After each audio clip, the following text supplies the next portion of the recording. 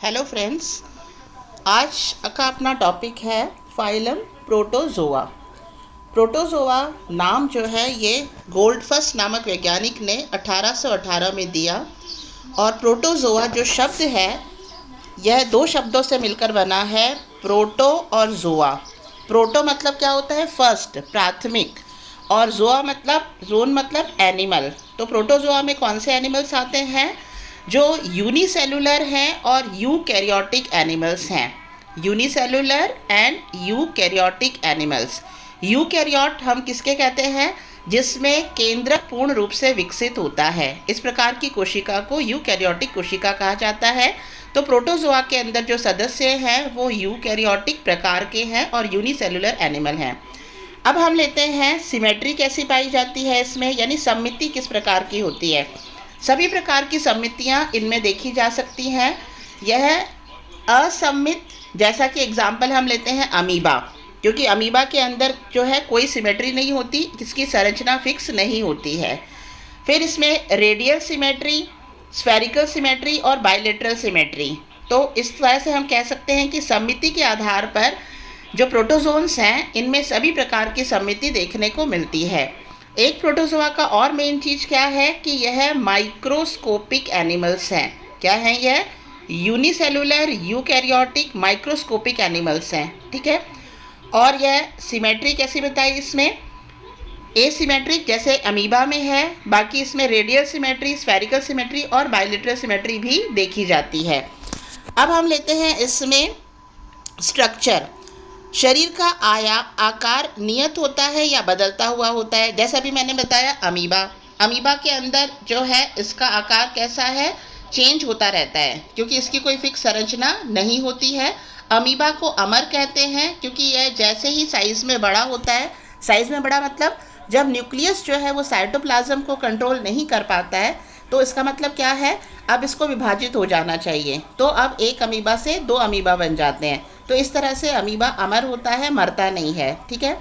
और यह जो है जनरली सिंगल होते हैं। सिंगल मतलब एक एक रहते हैं, ठीक है। सोलिटरी हम कह सकते हैं इसको, सोलिटरी, एकल। लेकिन कुछ इसमें से ऐसे भी होते हैं जो कॉलोनियल यानी समूह में रहते हैं, जिसका बेस्ट एग्जाम्पल है वॉल्वॉक्स जो है, इसमें कई जो वॉल्वॉक्स है वो एक साथ समूह में रहते हैं, यानी कॉलोनी में रहते हैं। अब इसकी संरचना जैसे मैंने पहले बताई थी कि बदलती रहती है, जिसका बेस्ट एग्जाम्पल है अमीबा। उसके बाद में कुछ अंडाकार होते हैं, लंबोतर होते हैं या गोलाकार भी हो सकते हैं। नंबर ऑफ न्यूक्लियस इनमें सामान्यतः तो एक केंद्रक होता है, लेकिन कुछ एनिमल्स ऐसे हैं जिनके अंदर दो या दो से अधिक केंद्रक होता है।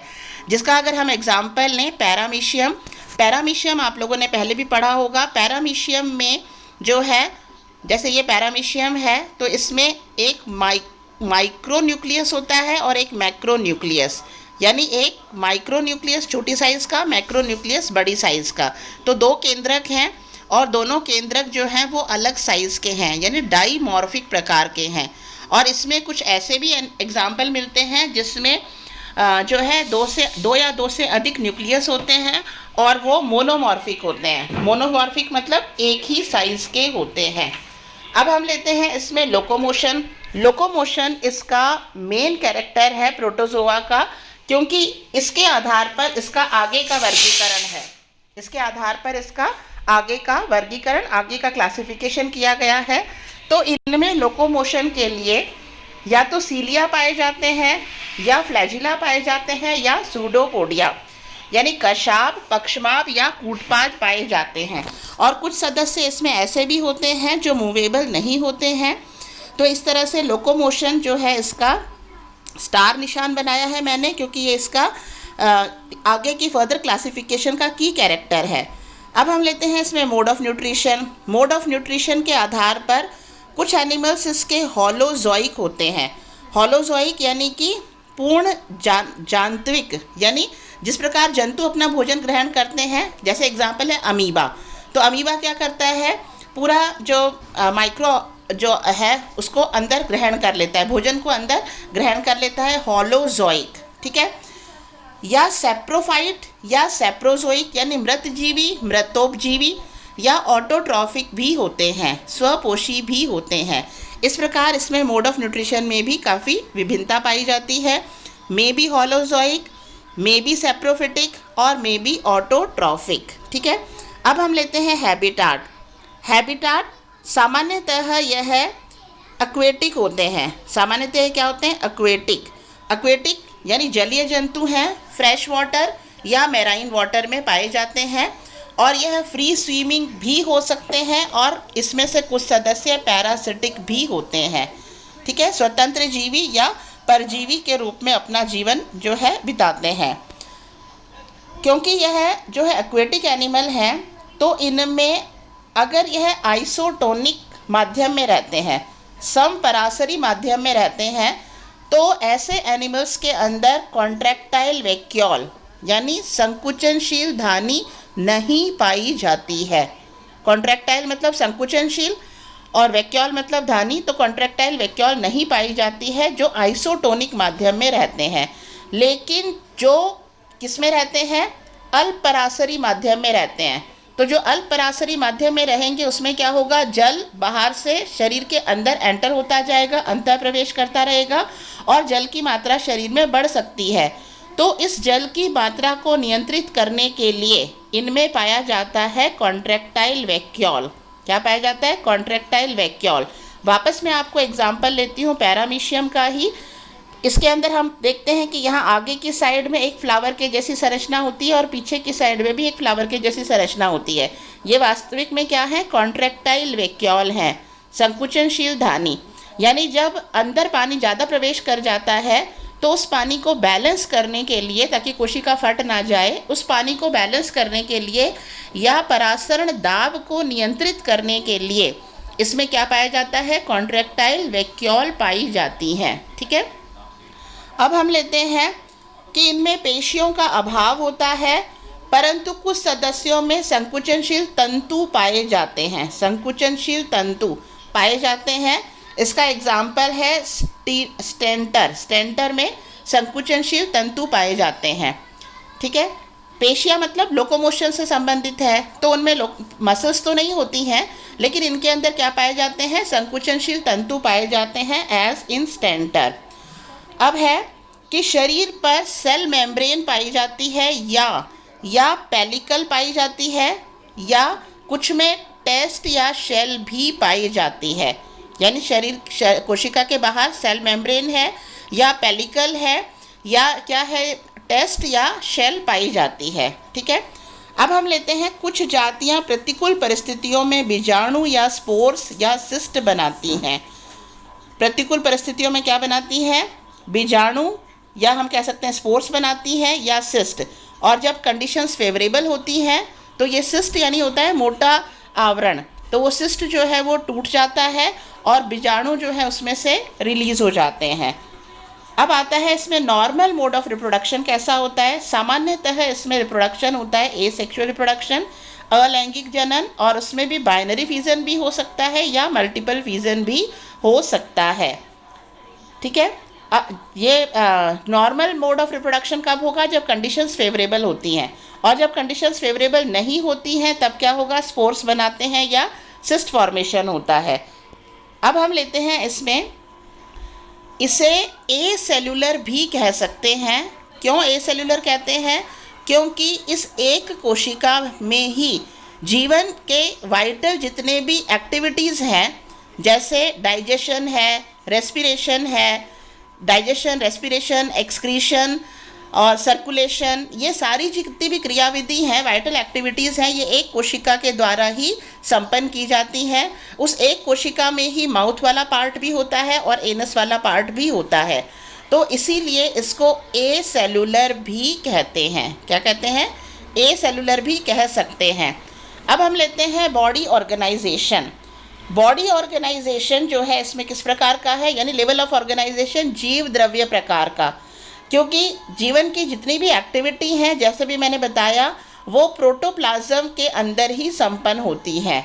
इसीलिए इसको क्या कहते हैं? जीव द्रव्य प्रकार का ऑर्गेनाइजेशन या प्रोटोप्लाज्मिक ग्रेड ऑफ ऑर्गेनाइजेशन। अब जैसे मैंने बताया था आप लोगों को डाइजेशन, तो डाइजेशन इसमें कैसे होता है, इंट्रासेलुलर। एक कोशिकीय जीव है तो उसके अंदर फूड वैक्यूल्स बनती हैं, खाद्य धानियाँ, फूड वैक्यूल्स खाद्य धानियाँ बनती हैं। खाद्य धानियों में ही भोजन को पचाने वाले एंजाइम्स होते हैं और भोजन का पाचन होता है। रेस्पिरेशन कैसे होता है इसमें, रेस्पिरेशन जो है सामान्य डिफ्यूजन मेथड के द्वारा बॉडी सरफेस, कोशिका की सतह से विसरण विधि के द्वारा रेस्पिरेशन होता है। एक्सक्रीशन भी जनरल बॉडी सरफेस से होगा, और जैसा मैंने बताया आप लोगों को ऑस्मो रेगुलेशन जो किसके द्वारा हो रहा है, कॉन्ट्रैक्टाइल वैक्यूल के द्वारा हो रहा है, परासरण नियमन। एक्सोस्केलेटन या तो इसमें होता नहीं है, और अगर होता है तो पेलिकल के रूप में, कुछ में टेस्ट के रूप में, या कुछ में शेल भी पाई जाती हैं। तो ये हो गए जनरल कैरेक्टर्स ऑफ प्रोटोजोआ। और अब हम लेते हैं आगे इसका क्लासिफिकेशन। प्रोटोजोआ जो है इसको 4 सब फाइलम में बांटा गया है, सार्कोमेस्टिगोफोरा, स्पोरोजोआ, नीडोस्पोरा एंड सीलियोफोरा। आप लोगों को मैंने बताया था कि लोकोमोटरी ऑर्गन जो है वो इसके की कैरेक्टर है फॉर फर्दर क्लासिफिकेशन। तो यहाँ आप देखो, सार्को का मतलब होता है सूडोपोडिया, यानी कूटपाद। मेस्टिगो का मतलब होता है फ्लैजिला। तो सार्कोमेस्टिगोफोरा में कौन से एनिमल आएंगे, जिनमें लोकोमोशन के लिए या तो सूडोपोडिया पाया जाएगा या फ्लैजिला पाया जाएगा या दोनों पाए जाएंगे। अब इसी तरह से हम लेते हैं सीलियोफोरा। सीलियो नाम से ही पता चल रहा है, इसमें लोकोमोशन के लिए क्या पाया जाता है, सीलिया पाया जाता है। और ये जो दो हैं स्पोरोजोआ और नीडोस्पोरा, इसमें शब्द आ रहा है स्पोर, यानी इनमें स्पोरोजोआ और नीडोस्पोरा में कोई लोकोमोटरी ऑर्गन नहीं पाया जाता है, कोई लोकोमोटरी ऑर्गन नहीं पाया जाता है। इसका मतलब ये लोकोमोशन नहीं करते हैं। तो यह जो है इनके हम अब कैरेक्टर लेते हैं। इनके अंदर क्या बताया मैंने, स्पोर्स होते हैं दोनों में। अब स्पोरोजोआ और नीडोस्पोरा दोनों में स्पोर्स होते हैं, तो इनको 2 अलग अलग सब फाइलम में क्यों डाला, क्योंकि इनके स्पोर्स की संरचना में अंतर है। स्पोरोजोआ में जो स्पोर्स होते हैं उन स्पोर्स के ऊपर ध्रुवीय तंतु नहीं बनते हैं, जबकि नीडोस्पोरा के ऊपर में जो स्पोर्स बनते हैं उन पर ध्रुवीय तंतु बनते हैं। क्या बनते हैं उनमें, ध्रुवीय तंतु पाए जाते हैं। अब हम जो है इससे नाम को याद रखने के लिए कैसे कर सकते हैं, नीडो जो है इसे हम उच्चारण के हिसाब से याद रख सकते हैं। नीडो यानी निडल यानी सुई। तो सुई जो है पॉइंटेड इस तरह से होती है, तो इस तरह से जो स्पोर बन रहा है उस स्पोर के ऊपर ध्रुवीय तंतु पाए जाते हैं, जबकि स्पोरोजोआ में जो स्पोर है वो गोल होता है, उसके ऊपर ध्रुवीय तंतु नहीं पाए जाते हैं। अब इन दोनों में ही, यानी स्पोरोजोआ और नीडोस्पोरा में लोकोमोटरी ऑर्गन नहीं है, और एक इसकी क्या विशेषता है, दोनों ही 100% पैरासिटिक हैं। क्या है, 100% पैरासिटिक है, यानी पूर्णतः परजीवी जंतु इनके अंतर्गत आते हैं। अब हम लेते हैं सर्कोमेस्टिगोफोरा। नाम से ही बता दिया था, सर्को मतलब सूडोपोडिया, मेस्टिगो मतलब फ्लैजिला, यानी इनके अंदर या तो सूडोपोडिया या फ्लैजिला पाए जाते हैं लोकोमोशन के लिए। ये फ्री लिविंग भी हो सकते हैं और पैरासिटिक भी हो सकते हैं। सेम यहाँ पर है सीलियोफोरा में, सीलिया लोकोमोटरी ऑर्गन है, ये फ्री लिविंग और पैरासिटिक भी हो सकते हैं। अब हम लेते हैं इनमें स्पोर्स जो है सर्कोमेस्टिगोफोरा में भी नहीं बनते हैं और सीलियोफोरा में भी नहीं बनते हैं, केवल किस में बनते हैं, स्पोरोजोआ और नीडोस्पोरा में बनते हैं। अब हम लेते हैं रिप्रोडक्शन कैसा होता है। सर्कोमेस्टिगोफोरा में एसेक्सुअल और सेक्सुअल दोनों प्रकार का रिप्रोडक्शन होता है, लेकिन स्पोर्स नहीं बनते हैं। सीलियोफोरा में भी सेम है, एसेक्सुअल और सेक्सुअल रिप्रोडक्शन, लेकिन स्पोर्स नहीं बनते हैं।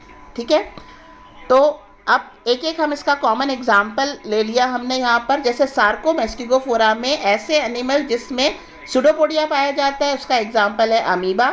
जिसमें फ्लैजिला पाया जाता है, उसका एग्जाम्पल है यूग्लिना और वॉल्वॉक्स। और स्पोरोजोआ जिनके स्पोर्स पर क्या नहीं होते हैं, ध्रुवीय तंतु नहीं होते हैं, उसका एक एग्जाम्पल हम कर लेते हैं प्लाज्मोडियम। क्या कर लेते हैं, प्लाज्मोडियम। प्लाज्मोडियम शब्द आते ही आपको ध्यान आ जाता है मलेरिया रोग। मलेरिया जो है वो किससे होता है? प्लाज्मोडियम से होता है। और इसका वाहक कौन होता है? Female anopheles mosquito. अब हम लेते हैं निडोस्पोरा का एक एग्जाम्पल। निडोस्पोरा में आप माइक्सीडियम याद रख सकते हो या माइक्सोबोलस याद कर लो। और सीलियोफोरा का बहुत कॉमन एग्जाम्पल है पैरामीशियम। पैरामीशियम, ठीक है। अब हम इसका स्टेप बाय स्टेप यानी हर सब फाइलम का आगे का क्लासिफिकेशन पढ़ते हैं। तो सबसे पहले हम लेते हैं सार्कोमेस्टिगोफोरा। सार्कोमेस्टिगोफोरा में लोकोमोटरी ऑर्गन कौन सा बताया? सूडोपोडिया या फ्लैजिला। और केंद्रक इसमें जो है एक या अधिक होगा। अगर अधिक होंगे तो भी मोनोमॉर्फिक प्रकार के होंगे, यानी एक ही साइज के होंगे। अगर अधिक केंद्रक होंगे तो एक ही साइज के होंगे। सार्कोमेस्टिगोफोरा को 3 सुपर क्लासेस में बांटा गया है। 2 सुपर क्लास तो यहीं से आ गई, सार्को यानी सार्कोडिना, मेस्टिगो यानी मेस्टिगोफोरा, यानी लोकोमोटरी ऑर्गन के आधार पर 2 सुपर क्लास हो गई। एक तो वो जिनके अंदर क्या पाया जाता है? फ्लैजिला पाया जाता है लोकोमोशन के लिए, और एक वो जिनके अंदर क्या पाया जाता है? सूडोपोडिया पाया जाता है लोकोमोशन के लिए। और एक एक्स्ट्रा है इसके अंदर सुपर क्लास, वो है ओपेलिनेटा। ओपेलिनेटा में प्रिमिटिव प्रकार के सिलिएट्स आते हैं। क्या आते हैं? प्रिमिटिव प्रकार के सिलिएट्स आते हैं। अब हम इसको एक एक करके लेते हैं। 3 सुपर क्लास कौन सी बताई इसकी? मेस्टिगोफोरा, ओपेलिनेटा एंड सार्कोडिना। मेस्टिगोफोरा को फ्लैजिलेटा भी कहते हैं। यह ऑटोट्रॉफ या हेट्रोट्रॉफ दोनों प्रकार के हो सकते हैं, यानी स्वपोषी या परपोषी दोनों प्रकार के हो सकते हैं। इनमें जो एसेक्सुअल रिप्रोडक्शन है वो बाइनरी फिजन के द्वारा होती है, द्विविभाजन के द्वारा होगी। इनकी 2 क्लासेस हैं। 2 क्लासेस किसके आधार पर बांट दी? मोड ऑफ न्यूट्रिशन के आधार पर, पोषण की विधि के आधार पर। फाइटोमेस्टिगोफोरा, फाइटो और जूमेस्टिगोफोरा। फाइटो मतलब पादप सम और जू मतलब जंतु सम, ठीक है। तो फाइटोमेस्टिगोफोरा में किनको रखा जाता है? जिनमें क्लोरोप्लास्ट पाए जाते हैं। जूमेस्टिगोफोरा में किनको रखा जाता है? जिनमें क्लोरोप्लास्ट नहीं पाए जाते हैं। जिनमें क्लोरोप्लास्ट पाए जाते हैं इसका मतलब ये फोटोसिंथेसिस कर सकते हैं। जूमेस्टिगोफोरा में फोटोसिंथेसिस नहीं कर सकते हैं। अब मेस्टिगो मतलब फ्लैजिला है। फ्लैजिला 1 या 2 हो सकते हैं। फाइटो में एग्जाम्पल हमने लिया युगलिना और वॉल्वॉक्स, पादप समान। युगलिना जिसे प्लांट और एनिमल के बीच की कड़ी भी कहा जाता है। प्लांट और एनिमल के बीच की कड़ी। काफ़ी समय तक जब वर्गीकरण हुआ तो जो बॉटनिस्ट थे वो युगलिना को किस में रख रहे थे? प्लांट्स में। जबकि जूलॉजिस्ट जो है वो इसको किस में रख रहे थे? एनिमल्स में। अंततः इसको किस में रखा गया? प्रोटोजोआ यानी एनिमल्स में रखा गया, ठीक है। तो Euglena is a connecting link between plants and animals. अब हम लेते हैं इसमें जूमेस्टिगोफोरा का example, Trypanosoma giardia trichomonas. Trypanosoma giardia trichomonas. इनके डायग्राम मैं आप लोगों को इसके जस्ट बाद में बताऊंगी ताकि आपके दिमाग में एक इमेज बन सके। तो ये हो गया 2 क्लासेस कौन सी सुपर क्लास की? मेस्टिगोफोरा। अब हम लेते हैं दूसरी सुपर क्लास ओपेलिनेटा। ओपेलिनेटा जैसे मैंने बताया प्रिमिटिव सिलिएट्स हैं। इसमें केंद्रक 2 या अधिक होते हैं। इसमें साइटोस्टोम नहीं पाया जाता है, यानी कोशिका मुख नहीं पाया जाता है।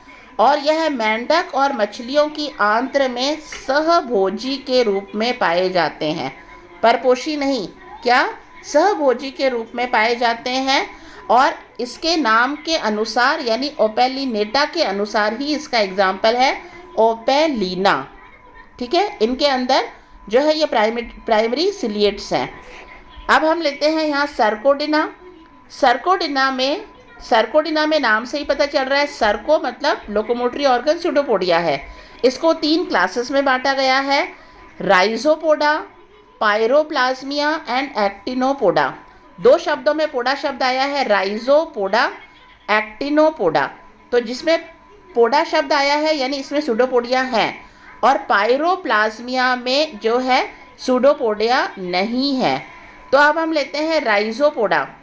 राइजोपोडा में जो सूडोपोडिया या कूटपाद हैं वो किस प्रकार के होते हैं, या तो पालीपाद, पाली के शेप के, लोब शेप के, या जालिकापाद यानी रेटिकुलर शेप के, या फाइलोपाद, फाइलोपोडा। तो किस प्रकार के होंगे, पाली के शेप के या जाली के शेप के या फाइलो शेप के। और इसका एग्जाम्पल है अमीबा और एंटामीबा, अमीबा और एंटामीबा। तो ये किस में आ गए, कौन सी क्लास में आ गए, राइजोपोडा।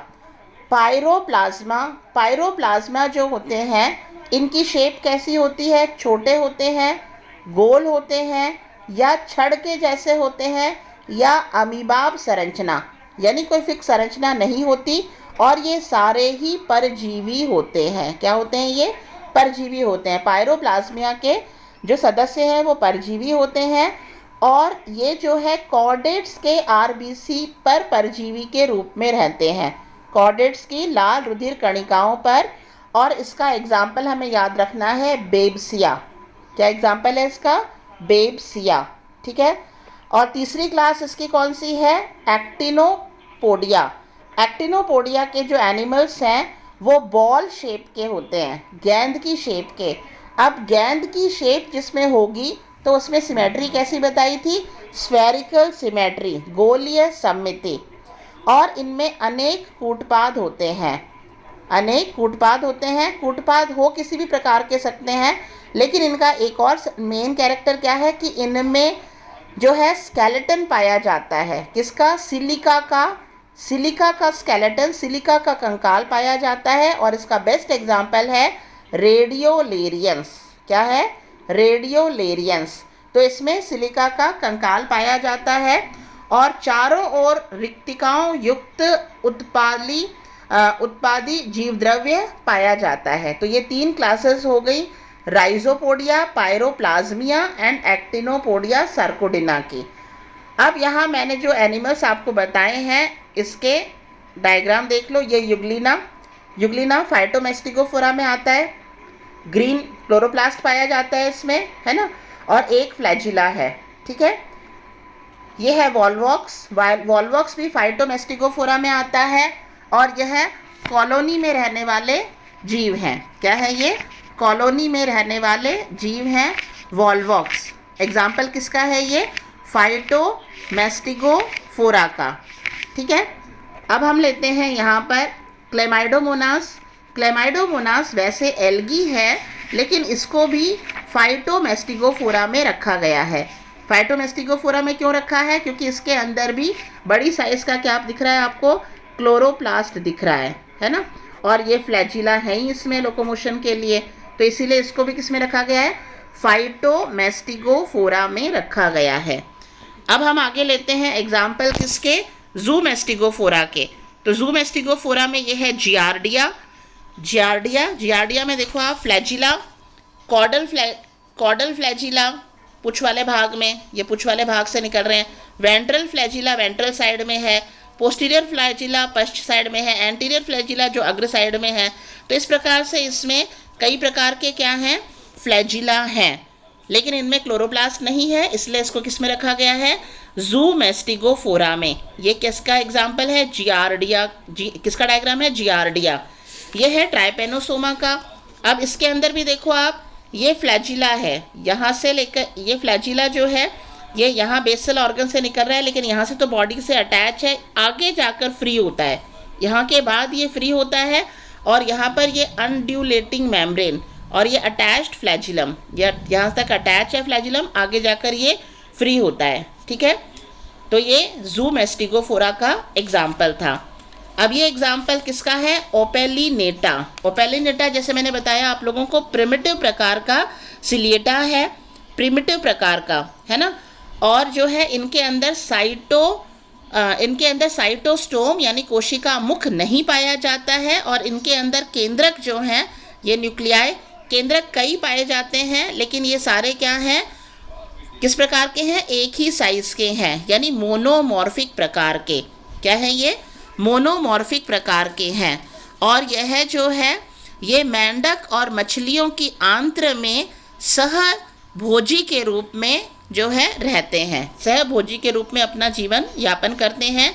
ये ओपेलिना का डायग्राम है जो कौन सी क्लास में है? सुपर क्लास ओपेलिनेटा में आता है। ये है रेडियोलेरिया। क्या है ये? रेडियोलेरिया का डायग्राम है। रेडियोलेरिया में क्या बताया था मैंने आप लोगों को? एक्टिनोपोडिया का डायग्राम है ये। एक्टिनोपोडिया में रेडियोलेरिया, और इसके अंदर छोटी साइज के बताए थे, और सिलिका का स्केलेटन होता है। किसका स्केलेटन होता है? सिलिका का स्केलेटन होता है। और जो है सिमेट्री कैसी बताई थी इसके अंदर? स्फेरिकल सिमेट्री पाई जाती है। ये अमीबा जिसकी कोई साइज़ फिक्स नहीं होती है, तो ये अमीबा का डायग्राम है। ये आप पहले से जो है पढ़ चुके हो पहले भी। तो ये कुछ डायग्राम आपको बताए मैंने स्पोरोमेस्टिकोफोरा के। अब हम आगे लेते हैं दूसरी जो इसकी सब फाइलम है, स्पोरोजोआ जो है, इनके जीवन चक्र में स्पोर्स या बीजाणु उत्पन्न होते हैं, परंतु इनका जो बीजाणु है उसमें पोलर फिलामेंट्स नहीं होते हैं। ये पोलर फिलामेंट्स का नहीं होना ही इन्हें निडोस्पोरोजोआ से अलग करती है। और यह 100% क्या है? पैरासिटिक है, यानी सभी सदस्य परजीवी होते हैं। एसेक्सुअल रिप्रोडक्शन में मल्टीपल फिशन होगा और सेक्सुअल रिप्रोडक्शन भी इनमें पाया जाता है। इन्हें 3 क्लासेस में बांटा गया है। कौन कौन सी क्लास हैं? 3। टीलोस्पोरिया, टॉक्सोप्लाज्मिया एंड हैप्लोस्पोरिया। यहाँ भी देखो आप, टीलोस्पोरिया स्पोर शब्द आ रहा है, हैप्लोस्पोरिया स्पोर शब्द आ रहा है। तो इनमें तो स्पोर्स होते हैं, इनमें क्या होते हैं? स्पोर्स होते हैं। लेकिन टॉक्सोप्लाज्मिया स्पोरिडिया में भी होने के बावजूद भी यह जो क्लास है इसमें बीजाणु नहीं बनते हैं। क्या नहीं बनते हैं? इसमें बीजाणु नहीं बनते हैं।